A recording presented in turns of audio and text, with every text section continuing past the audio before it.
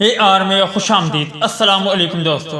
Zimbabwe کے خلاف test match Hasan Ali کی ویڈیو سوشل میڈیا پر خوب وائرل ہو گئی ہے۔ ویڈیو کی تفصیل میں جانے سے پہلے اس ویڈیو کو لائک کریں اور کمنٹ سیکشن میں آپ اس اپڈیٹ کے متعلق اپنی رائے کا اظہار ضرور کریں۔ قومی ٹیم کے فاسٹ بالر حسن علی کی جانب سے زمبابوے کپتان برینڈن ٹیلر کی شاندار کیچ کی ویڈیو سوشل میڈیا پر وائرل ہو گئی ہے۔ میچ کے دوران گرنے والی 5ویں وکٹ زمبابوے کے کپتان برینڈن ٹیلر کی تھی۔ نعمان علی کی گیند پر برینڈن ٹیلر نے بڑا شاٹ لگانے کی کوشش کی اور بال حسن علی نے کیچ کر لی۔ کیچ کرنے کے بعد حسن علی نے عمران طاہر کی طرح فیلڈ میں بھاگنے کے لیے دوڑ لگائی اور بھاگتے رہے۔